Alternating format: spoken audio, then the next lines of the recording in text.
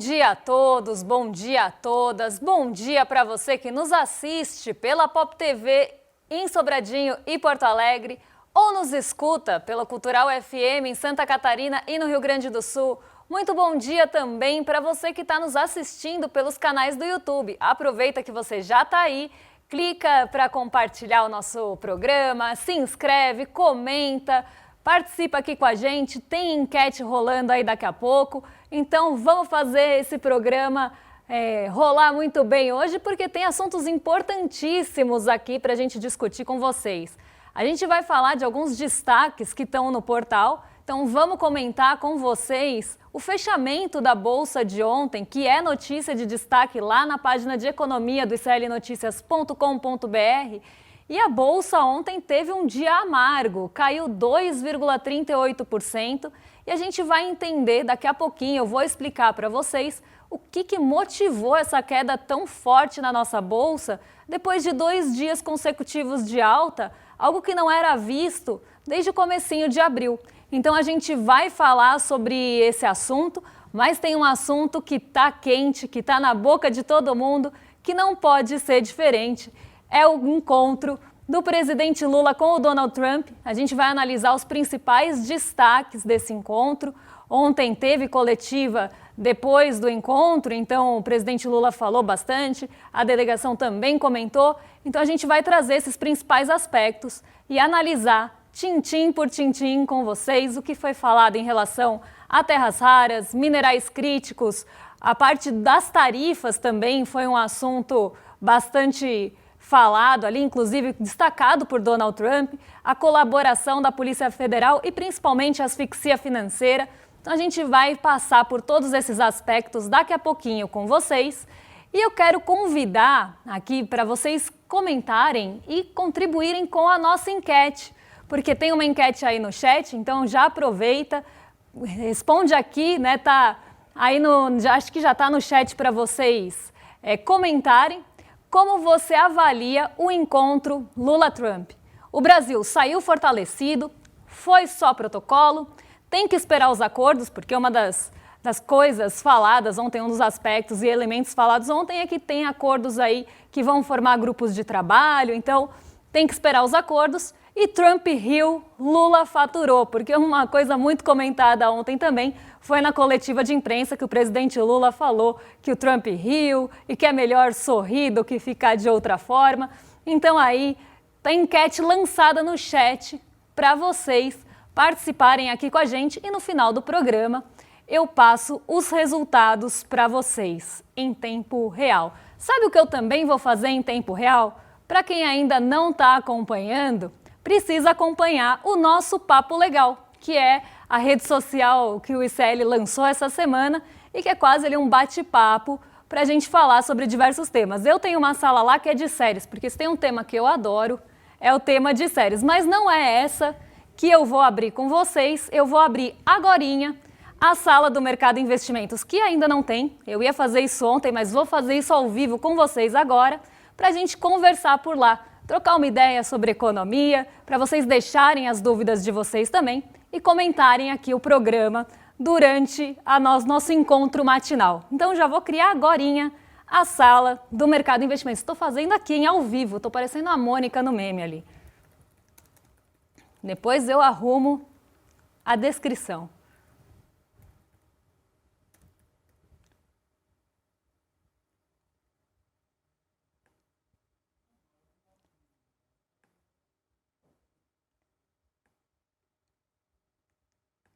Sala criada, hein? Ao vivaço aqui. Vou compartilhar o link para o pessoal deixar no chat para vocês participarem aqui comigo do Papo Legal na sala do Mercado Investimentos. Sala criada. Podem participar aí com a gente. E agora já vamos passar pela nossa agenda do dia para entender o que está movimentando, além do Papo Legal, o que está movimentando o dia hoje, o que tem de principais condutores e indicadores sendo divulgados nessa sexta-feira, que vem num momento muito turbulento. Vamos colocar aqui na tela para o pessoal de casa acompanhar, porque teve produção industrial de março divulgada às 3 horas da manhã lá na Alemanha e às 8 horas aqui no Brasil. O IPCS da primeira quadricemana de maio foi divulgado pela FGV. Então aqui aquele IPCS, que é o IPC, Índice de Preços ao Consumidor, semanal. 8 horas da manhã também teve IGPDI de abril, medição também feita pela FGV. E 9 horas da manhã, 9h30 para ser mais exata, saiu o Payroll, que é o relatório mais completo de mercado de trabalho dos Estados Unidos. Lá saem o relatório mensal de empregos, o salário médio por hora e outros aspectos em relação ao mercado de trabalho dos Estados Unidos.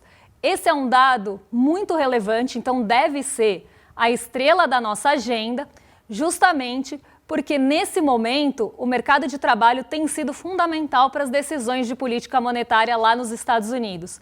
Então, é um aspecto que deve ganhar bastante relevância, principalmente nesse momento de incerteza em relação às taxas de juros lá nos Estados Unidos. Ainda existe essa incerteza pairando em relação aos cortes, se tem corte, se não tem, e o próprio Jerome Powell, que é o presidente do Banco Central dos Estados Unidos, falou que o mercado de trabalho tem sido uma peça-chave para as decisões de política monetária. Então deve ser o dado com maior relevância nessa parte da manhã na agenda. Vamos passar aqui para o nosso próximo quadro, porque ainda tem um pouquinho de agenda. Daqui a pouquinho, às 11h30, a Universidade de Michigan divulga o Índice de Sentimento do Consumidor de maio e as expectativas de inflação para 1 e 5 anos. Esses dois dados da Universidade de Michigan ainda são preliminares, então devem ficar um pouco mais em segundo plano.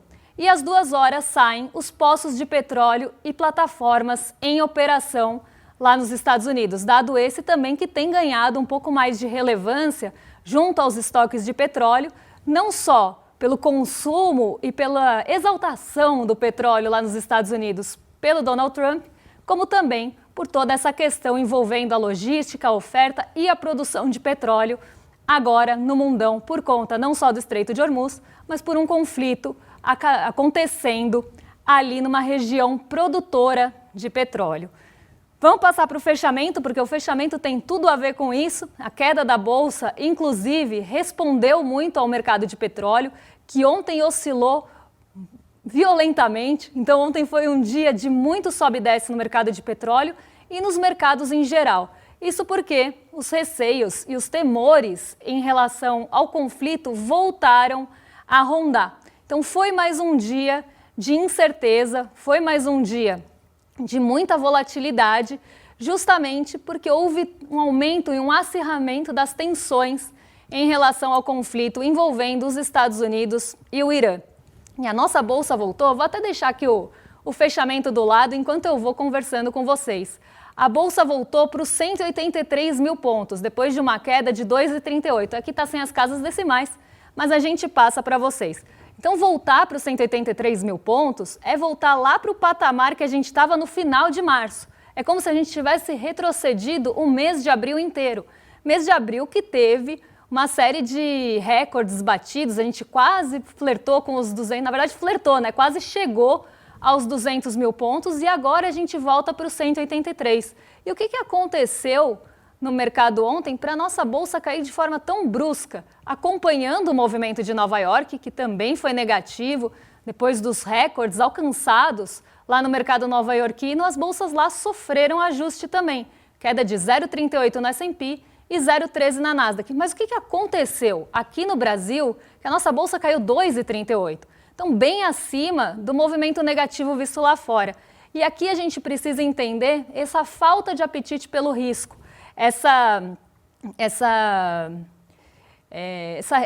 Esse temor voltando a rondar os mercados internacionais. E isso aconteceu justamente diante ali uma possível extensão dos conflitos envolvendo os Estados Unidos e Irã e talvez até um horizonte mais longo para que as negociações realmente aconteçam.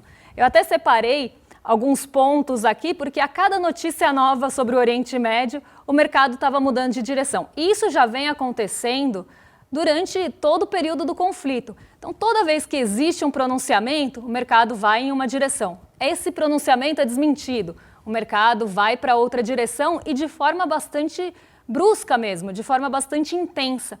E isso causa um movimento de maior volatilidade e incerteza, né? Você não tem muito como prever o próximo movimento, já que a gente está num momento atípico em que qualquer fala pode movimentar o mercado.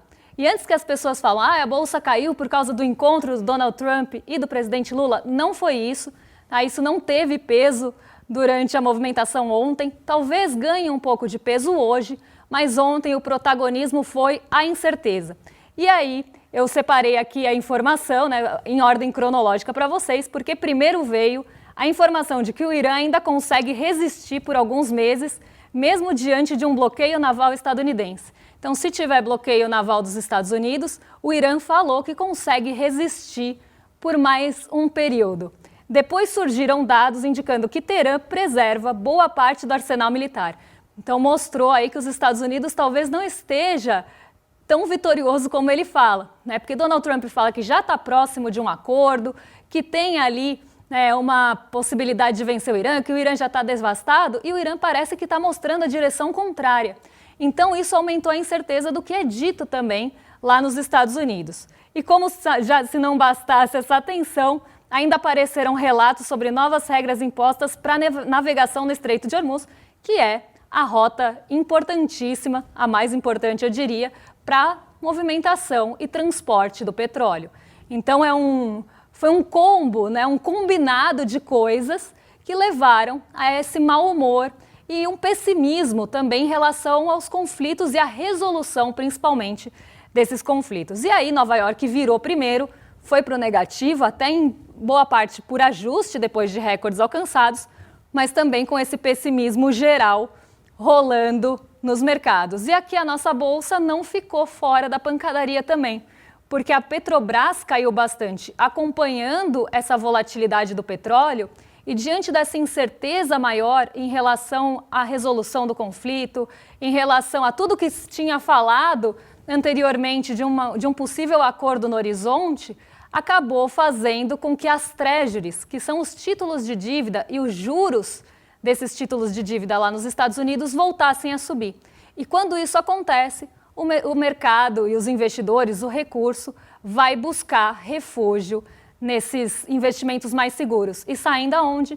Dos mercados emergentes. Então ontem foi um dia realmente de alta nas expectativas de juros, devido a todo esse pessimismo, e também um movimento de mercado respondendo aqui no Brasil à queda do petróleo, e é mais a volatilidade do que simplesmente a queda do petróleo, as incertezas que estão pela frente e a imprevisibilidade, e principalmente a não confiança no que está sendo falado, por exemplo, pelo Donald Trump, porque ele fala uma coisa e depois ou ele mesmo volta atrás ou é desmentido, ou as pessoas começam a ver que não era aquele mar de rosas que ele pintou no mundinho WandaVision deles.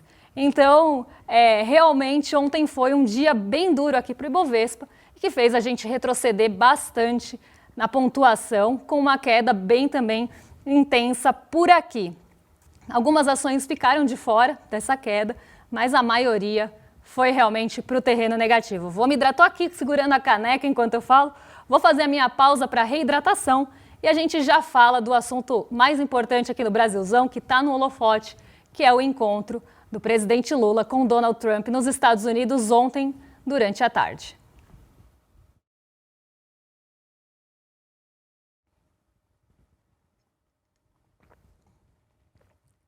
Enquanto eu bebo água aqui, vocês podem aproveitar também para se hidratar e comentar na nossa enquete, participar lá do Papo Legal. Inclusive, eu vou ver, nossa, o chat do Papo Legal tá bombando aqui. Até eu fui lavar o cabelo, voltei e olha só, o chat tá bombando. Vamos lá.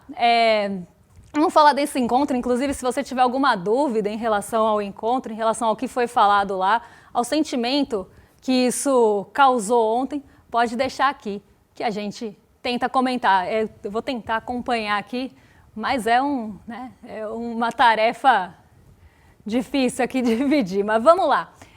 Vamos falar desse encontro, porque realmente ele ficou no holofote, ficou aí ficou no foco, ficou no radar, e vários veículos, não só nacionais, isso sem dúvida aconteceu, mas internacionais também repercutiram esse encontro de Donald Trump com o presidente Lula, que inclusive estava causando muito receio, muita gente com medo em relação ao encontro, porque Donald Trump é conhecido por humilhar líderes de outros países, inclusive líderes que têm posições ideológicas mais próximas a dele, e isso estava causando bastante receio. Mas se a gente pega na trajetória, claro que Donald Trump é bastante imprevisível, mas se a gente pega na trajetória dos pequenos encontros e do que já rolou entre Donald Trump e o presidente Lula, eu estava um pouco mais otimista do que a média. Eu achava que não ia acontecer humilhação, que o presidente Lula não ia deitar para Donald Trump e que ele sim ia conseguir desvencilhar, como sempre faz, de qualquer armadilha que poderia ter acontecido nesse encontro. Mas não foi o que aconteceu. Inclusive, logo depois do encontro, que durou cerca ali de 3 horas, logo depois, mal acabou o encontro, Donald Trump já fez o que normalmente ele faz, né? Comentou na Truth Social. Então a gente separou esse Truth do Donald Trump, que foi divulgado ali quando foi 7 de maio, às 15h22. Foi realmente na sequência da finalização do encontro. Então vamos ver aqui o que falou o presidente Donald Trump em relação a esse encontro. Acabei de concluir minha reunião com Luiz Inácio Lula da Silva, o dinâmico presidente do Brasil. Discutimos diversos temas, incluindo comércio e especificamente as tarifas. Então aqui ele dá esse peso, inclusive, maior para o comércio e para as tarifas, e daqui a pouco a gente vai ver o que mais foi falado aí e o que também foi falado em relação às tarifas. A reunião foi muito produtiva na avaliação de Donald Trump e os representantes têm reuniões agendadas para discutir alguns pontos-chave. Outras reuniões serão agendadas nos próximos meses, conforme necessário, presidente Donald J. Trump. Então parece que o papo foi legal por lá. Parece que rolou química de novo aí entre o presidente Trump e o presidente Lula. Mas vamos ver então os principais destaques, inclusive da coletiva, o que foi falado depois por cada um dos membros que estavam lá e o que foi discutido em cada uma das áreas. Porque a gente tem e eu acho que assim, antes até de entrar nesse ponto, tem alguns elementos que ganharam bastante relevância nessa coletiva. E eu diria que entre eles estão a cooperação entre a Polícia Federal e os Estados Unidos no combate do crime organizado em relação àquele aspecto que também estava causando bastante furor, que era o PCC e o Comando Vermelho serem classificados como entidades terroristas, ali como organizações terroristas. Isso foi colocado até por escrito pelo presidente Lula, e na coletiva ele falou brevemente que deixou o documento por escrito e que grupos de trabalho poderiam ser formados e que o Brasil está disposto a colaborar. E aqui eu acho que tem um ponto importante, porque durante quase toda a coletiva a gente vê alguns fios condutores acontecendo, né? Aparecendo, na verdade. Um deles é colaboração, porque a todo momento o presidente Lula e os outros membros falam da colaboração e que o Brasil está disposto a negociar, está disposto a colaborar, disposto a abrir diálogo. Então essa questão da colaboração e da diplomacia, eu acho que foram, né, os dois fios condutores aí que eu posso colocar como destaque. A soberania também apareceu em alguns momentos, a democracia também eu colocaria como um fio condutor. Então tem alguns aspectos que aparecem em várias falas para tentar reiterar esses pontos que foram feitos. E o diálogo também foi muito importante. Essa abertura ao diálogo, a abertura com o diálogo dos outros países, com outros países, inclusive o acordo Mercosul-União Europeia foi citado como essa possibilidade de diálogo em um mundo que a gente tende, né, para uma tentativa de unilateralismo, né, de decisões, inclusive, impostas. E não foi o que a gente viu nessa reunião. Não pareceu uma reunião que teve imposições. Pareceu uma reunião realmente aberta ao diálogo. Então vamos ver aqui os principais destaques e depois ainda vou falar um pouquinho sobre como a direita falou sobre isso, porque parece que eles ficaram bem incomodados com o encontro e com a repercussão desse encontro, que majoritariamente foi vista como positiva. E aí isso incomoda a direita e a extrema-direita, afinal, se tem alguém que é lambe-botas e vira-lata aí de Donald Trump, são eles. Então, essa falta, né, Lula não escorregou em casca de banana, Lula não foi humilhado. Acho que essa falta da humilhação incomodou muito a extrema-direita, que gostaria que isso acontecesse. E aí eles ficaram ensandecidos e acabaram postando uma série de besteiras nas redes sociais. O que falou aí o Dálio Durigan, que é o ministro da Fazenda. Ele destacou que a economia brasileira está crescendo, conversou com o Scott Bessent, que é o secretário do Tesouro, e falou de comércio, tarifas e cooperação. Então aqui a gente vê a primeira vez a cooperação, o diálogo aparecendo nas falas. Apontou ali as aduanas, a Receita Federal, falou que o Brasil ele tem fronteiras, que isso é trabalhado. E uma coisa que ele frisou bastante na sua fala foi em relação ao crime organizado e à lavagem de dinheiro. Ele inclusive cita a Operação Carbono Oculto como uma das maiores ações ocorridas aqui no país. E não só isso, como a polícia... E eu acho que esse também foi um ponto bem importante. Depois de tentar desmontar a Polícia Federal em governos anteriores, de tentar até desmoralizar essa Polícia Federal de certa forma, né, usar em prol de benefícios, como a gente viu, por exemplo, no governo Bolsonaro, com mudanças dentro da Polícia Federal, o que eu acho que fica também de recado dessa coletiva é o papel que a Polícia Federal tem junto a outros órgãos, o COAF, o Banco Central, o papel que a Receita tem também nisso. Então a Polícia Federal, a Receita, a COAF, o Banco Central, como todos esses órgãos precisam agir junto para sufocar e asfixiar a parte financeira do crime organizado e como os Estados Unidos também podem contribuir com essa asfixia. Ele falou bastante ali do dinheiro remetido para Delaware, né, que é um paraíso fiscal, de certa forma, lá nos Estados Unidos, como essa cooperação poderia ajudar a asfixiar. Falou de toda a Operação Carbono Oculto, mostrando como os fundos foram desmontados. Então, eu acho esse ponto bastante positivo, porque acaba mostrando, né, como deve ser feito o combate ao crime organizado pelo lado financeiro e como os Estados Unidos poderiam ter uma contribuição nisso, não classificando os órgãos criminosos ali como terroristas e tentando impor alguma coisa de lá para cá. Não, pode ser feito com inteligência, e a inteligência de cooperação entre países, não só entre os Estados Unidos e o Brasil, mas outros países também. E aí ele falou, inclusive, que o Brasil está próximo dessas assinaturas de cooperação e que isso sim faz diferença no combate ao crime organizado. Eu achei positiva, principalmente essa parte da asfixia financeira, porque é o coração do crime organizado, e quando você desmonta isso e mostra que órgãos agindo de forma cooperativa aqui e fora, você consegue combater de forma mais eficiente o crime organizado. Vamos seguir, porque também teve fala do Alexandre Silveira, de Minas e Energias, principalmente em relação a terras raras e minerais críticos, que era um assunto bastante esperado também nesse encontro. O que seria falado sobre as terras raras, os minerais críticos, logo depois da votação do marco regulatório e do projeto de lei que tinha acabado de tramitar. Então, segundo o Alexandre Silveira, o Lula conduziu a reunião de forma produtiva e altiva, destacou que o subsolo brasileiro é um grande patrimônio nacional. Para quem não sabe, o Brasil tem atualmente a segunda maior reserva de minerais críticos e terras raras. A gente só fica atrás da China e isso tem sido alvo de muito interesse. Afinal, os componentes, chips, semicondutores, uma série de componentes magnéticos também dependem desses minerais e são componentes que são super importantes para o desenvolvimento de tecnologias mais avançadas. Então isso ficou bastante no radar. Ele defendeu que o Brasil tem que desenvolver uma cadeia de minerais estratégicos, desde a mineração até o refino. Isso também foi falado pelo presidente Lula na sequência, e o Brasil é um solo fértil para investimentos.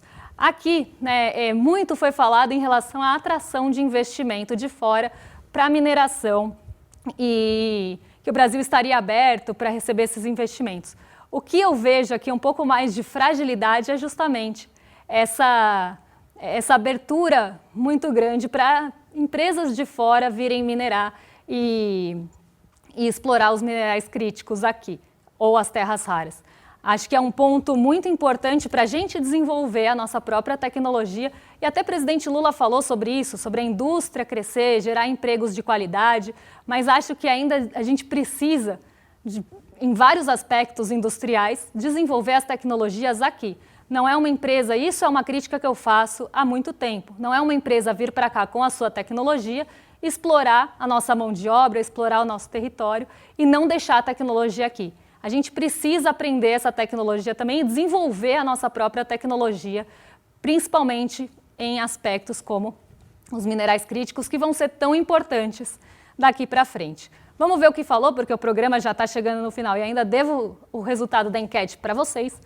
Vamos ver o que falou o presidente Lula também. Ele falou que ficou satisfeito com a reunião, defendeu que o Brasil e os Estados Unidos são duas grandes democracias do continente e podem dar esse exemplo para o mundo. Aqui eu acho que até numa certa alfinetada, né, porque muito se discute em relação à democracia nos Estados Unidos atualmente. Afirmou que a relação com o Trump é sincera e disse acreditar que o Trump gosta do Brasil e que há interesse mútuo em bons acordos. Lula reconheceu divergências comerciais em relação às tarifas. Ele até falou, a gente cobra na média 2%, 2,7%, se não me engano, por cento dos Estados Unidos. E eles falam que alguns produtos têm 12%.